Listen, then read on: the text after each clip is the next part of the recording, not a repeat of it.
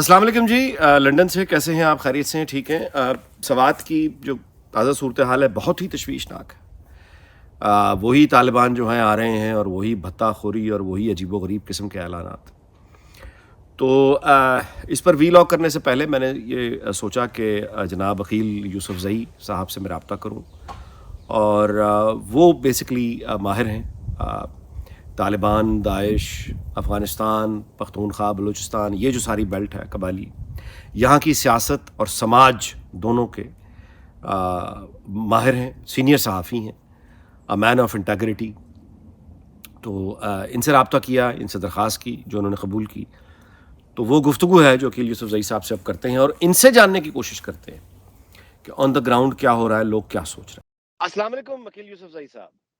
बहुत शुक्रिया अनिक साहब, बहुत शुक्रिया। अच्छा फरमाइएगा कि आपकी आपका तजुर्बा, आपके लिंक्स, आपके कनेक्शन, यानी ये जो एक बेचैनी बैरून मुल्क पाकिस्तानी में भी वैसी ही बेचैनी है, ज़ाहिर है। हमारे जो बरतानिया यूरोप में बैठे हैं, अमेरिका, कनाडा में हैं और वो उतनी ही खौफ, परेशानी से देख रहे हैं। ख़ास तौर पे वो लोग जो सवात के यहाँ पे मुक़ीम हैं, मतलब यहाँ जो बरतानिया में हैं, वो बहुत परेशान हैं कि वापस जाएँ, क्या करें? उनके अहले खाना वहाँ पे हैं। तो आप बताइएगा ये क्या रहा है वहाँ पे? ये क्या तालिबान की वापसी हो गई है? वो भयानक ख़्वाब वापस आ चुका है? अ, अनिक भाई, सबसे पहली बात तो ये है कि आप जैसे मोतबर लोगों ने, साहिब राय लोगों ने आपके बार इसका बहुत नोटिस लिया है और शायद इसी का नतीजा है कि एक अवेयरनेस कैंपेन के तौर पर आज पहली बार मैंने स्वात के तकरीबन 5-6 टाउन्स में, शहरों में लोगों का पुरअमन एहतजाज देखा है। लोगों ने जुलूस निकाले हैं, वहाँ पर लोगों ने अमन के हक में नारे लगाए हैं। उन्होंने कहा है कि हमें वो 2006, 7, 8 वाली सूरत हाल बिल्कुल कबूल नहीं है। लोगों ने अपनी मईशत की बात की है, लोगों ने सियासत की बात की है, लोगों ने मुकालमे की बात की है और रियासत को और मुतल्लिका जो लोग हैं जिनका आपने जिक्र भी किया, उनको वाज़ेह पैगाम दिया है कि अब के बाद अगर इस किस्म की कोई कोशिश होगी तो हम उसकी जमहूरी तौर पर मुज़ाहिमत करेंगे। तो उसमें आप जैसे दोस्तों का हाथ भी है। तो ये जो सूरत-ए-हाल बनी है हमारे लिए, मेरे लिए आप के साथ तो बातचीत होती रही है। हमेशा हमने नशस्तें भी की है। मैं आपको बताता भी रहा था कि जो जंग 9/11 से पहले शुरू हुई थी या 9/11 के बाद या रिजीम चेंज के बाद पाकिस्तान के अंदर भी और अफ़गानिस्तान के अंदर भी इसमें मुसलसल तब्दीलियाँ भी आती रहेगी, किरदार भी बदलेंगे, इसमें नए लोग इन होंगे, इन आउट का जो एक सिलसिला होता है, पलटना, झपटना, झपट कर पलटना। तो लोगों ने लहू गर्म रखने का जो बहाना होता है, वो तो ज़ाहिर है कि उन लोगों ने रखा था।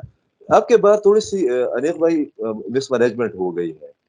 जो हमारे एक दोस्त ने शहज़ाद आलम उसका नाम है, बहुत मोतबर सहाफ़ी है, स्वात प्रेस क्लब का चेयरमैन भी रहा है, 2 अखबारात हैं उनके वहाँ पर।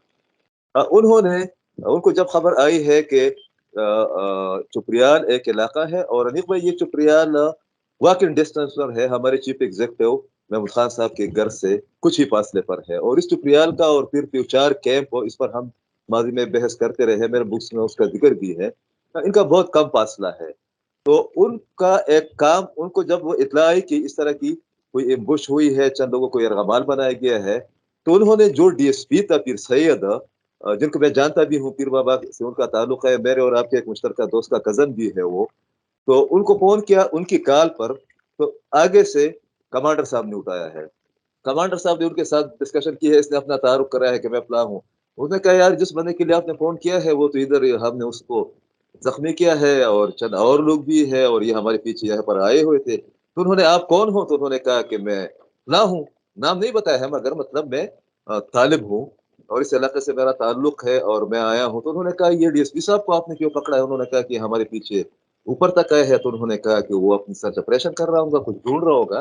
तो बंदे ने कहा कि नहीं भाई हम तो एक कमिटमेंट और एक डील के नतीजे में आ गए। उन्होंने कहा कि क्या डील है? तो बंदे ने कहा कि हमें काबुल में बताया गया था जो हमारा मुज़ाकराती सिलसिला जा रहा है रियासत पाकिस्तान के साथ, कि आप लोग अपने इलाकों में जा सकते हो। हम आए हैं और ये लोग हमारे पीछे आ गए हैं, चंद और लोग भी हमारे पास हैं। स्टार्ट में हमने इस वाले मामले को थोड़ा-सा लाइट लिया कि इसलिए कि इस किस्म की इत्तलात थी कि बाद लोगों को रिलैक्सेशन दी जा रही है। मगर बाद में जहाँ पर मामला इंटरनेशनल मीडिया का और या हमारे नेशनल मीडिया का टॉप स्टोरी बन गया, वो ये था कि 3 अहम लोगों को उनकी वीडियो रिलीज की गई। अच्छा, वीडियो की रिलीज की गई, जो इस मैनेजमेंट की मैं बात कर रहा हूँ। वीडियो इसलिए रिलीज की गई कि स्वात पुलिस के लोग तो आज तक सुबह में उनको ढूंढ रहा था। डीआईजी होता है वहाँ पर, आईजी वो डीपीओ होता है वहाँ पर, डिप्टी कमिश्नर होता है। माशाल्लाह उन सब लोगों के फोन तब से अब तक बंद है, मतलब वो कोई रिस्पांस नहीं दे रहे। तो पुलिस ने रिवायती मसला समझकर एक प्रेस रिलीज जारी की कि भाई दहशतगर्दों की इत्तला मिली थी। उसके बाद स्वात पुलिस का डीएसपी फिर सैयद अपनी टीम की हमरा उधर गया, उन्होंने मुकाबला किया, 2 लोगों को जख्मी किया, इलाका में सर्च ऑपरेशन किया। जब उन लोगों को पता चला कि भाई हम तो रिलैक्सेशन दे रहे हैं और पुलिस वाले अपने नंबर बनाने के लिए कोई ये जिस तरह कोई चोर डाकू हमें बनाया है, तो उन लोगों ने वो खतरनाक वीडियो जारी की जिसमें एक बंदे से पूछा जा रहा है कि आप कौन है। तो उसके बाद पता चला कि भाई सिर्फ इस एरिया में नहीं है, बाकी चंद इलाकों में भी बहुत से लोग आ गए हैं। अच्छा, तो अब ये जो मुराद सईद ने सवाल उठाया है कि ये जो फेंस पे इतने अरबों रुपए लगे हैं और ये सब हुआ है, तो उसके बावजूद मुराद सईद ये कहता है कि हमारे जो है वो एक नया कोई गेम होने जा रहा है जिसमें एक नई जंग है और इसमें आग जो है वो पश्तून की लगेगी और ये सब। तो इस बारे में आप क्या कहेंगे? यानी ये अंडरस्टैंडिंग किससे हो सकती है? क्या इसका यानी मतलब है यानी ये तो क्या इसका अफ़गानिस्तान के अंदर जारी जो लड़ाई है, क्या तालिबान की अफ़गानिस्तान में भी कोई लड़ाई वहाँ पे भी धड़ेबाज़ी शुरू हो चुकी है, उसका कोई इम्पैक्ट पाकिस्तान पे आ रहा है आपके ख़्याल में? अच्छा, ये मामला अनीक भाई इतना सादा नहीं है जिस तरह मुराद सईद ने वो जोश खताबत में आकर जो है ना बहुत लंबी तकरीर फरमाई है। हालत तो ये है कि उसके एरिया में जो कांजू का एरिया है, ये मरकज रहा है बहुत ज्यादा। कबल का कांजू का इलाका, साथ में इन लोगों की 3 मराकज रहे हैं। एक ये कबल तहसील, एक ये चारबाग एक एरिया है वो, और एक मठ तहसील। तो मटा तहसील के बाद जो टॉप क़यादत है या जिनकी एक्टिविटीज़ है, जिन्होंने बहुत ज़्यादा लोगों को मारा है, वो मुराद सईद के घर से, जिस तरह ये वाला इलाका मुराद सईद के घर महमूद खान साहब के घर से थोड़े फासले पर है, उस तरह।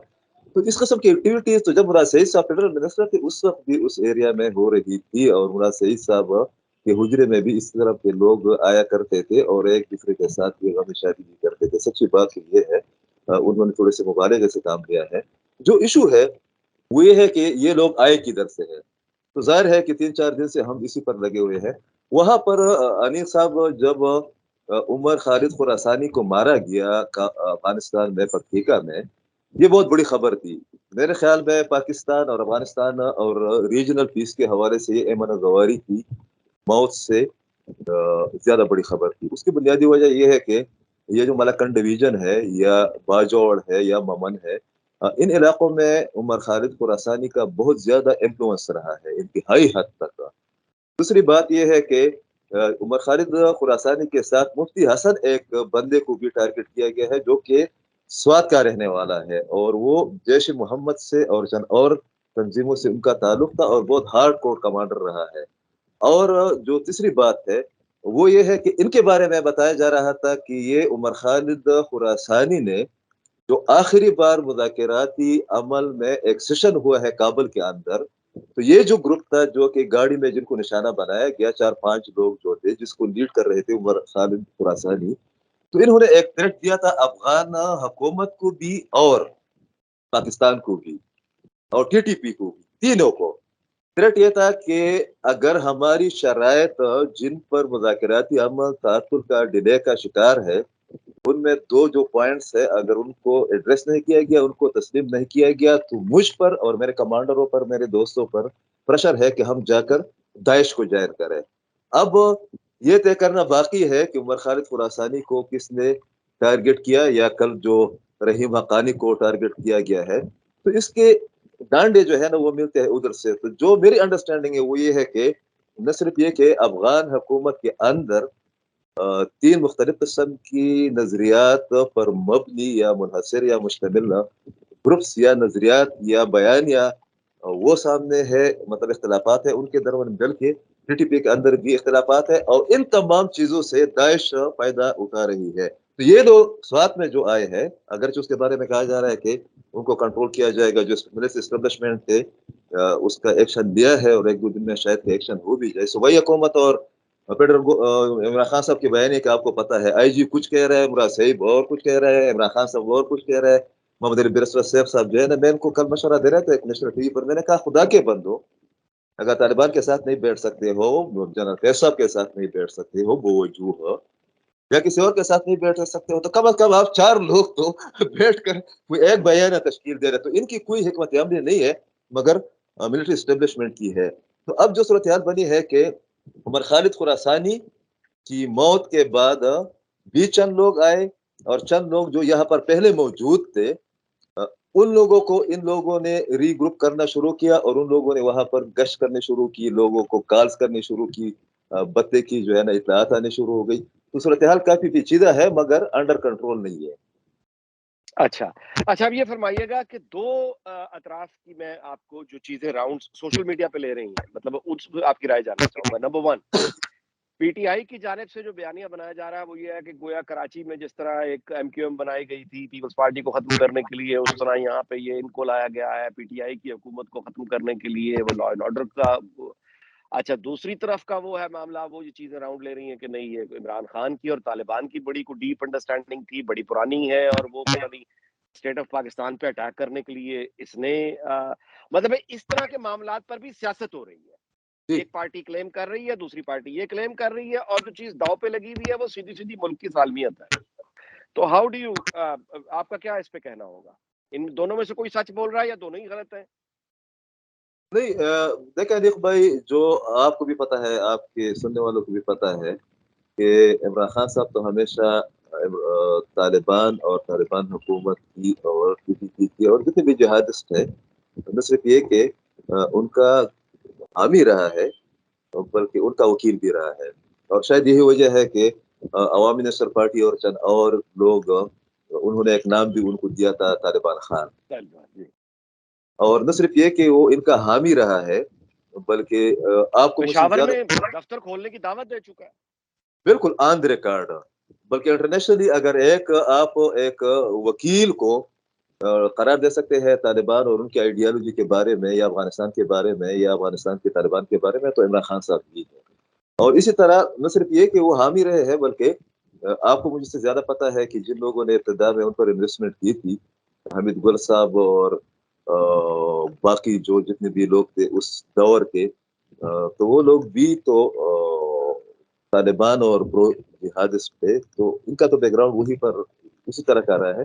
مجھے نہیں لگ رہا کہ عمران خان صاحب کی حکومت کے خلاف طالبان کو کسی سازش کی ضرورت ہے. ایک انٹرنیشنل ماحول بنا ہوا ہے یہاں پر. افغانستان کے حالات خیبر پختونخوا پر, اسلام آباد پر اور بلوچستان پر ہمیشہ اثر انداز ہوتے رہے. جو خوف کی بات ہے وہ یہ ہے کہ اگر کسی کے ذہن میں یہ ہے, میں دیکھ رہا ہوتا نا, میرے اور آپ کے علاوہ یا چند اور لوگوں کے علاوہ مین اسٹریم میڈیا کے لوگ جو ہے نا, وہ ایک ہفتے تک کیا کرتے رہے ہیں, شہباز گل کے پیچھے لگے ہوئے ہیں. قمیض کون سی پہنی ہے, داڑھی بڑھ گئی ہے, کس حوالات میں ہے, نوکرانی کدھر ہے. بھائی خدا کے بندو, ادھر آ کر جو آپ کو تھریٹ کریٹ ہو رہا ہے, تو یہ آپ کو کس نے کہا ہے کہ یہ صرف اٹک کے اس پر جا کر رکی گی؟ یہ جو ایشو ہے اگر یہ پھیل گیا اور اس کا تدارک نہیں گیا, تو میرے خیال میں یہ تو بالکل آؤٹ آف کوسچن ہے کہ عمران خان صاحب کے خلاف طالبان کی شکل میں کوئی سازش ہو رہی ہے. اس میں تو کوئی سچائی ہے نہیں. وہ تو ویسے بھی ان کو سازشی تھیوریاں جو ہے نا اس کے ذہن میں آتی ہے. دوسری بات یہ ہے کہ آپ مجھے بتائیں, یہ تو سازش ہو گئی, چلے, ان کا آئی جی کہہ رہا ہے معظم جا انصاری کہ کوئی تھریٹ نہیں ہے, یہ وہی بندہ ہے آن دی ریکارڈ.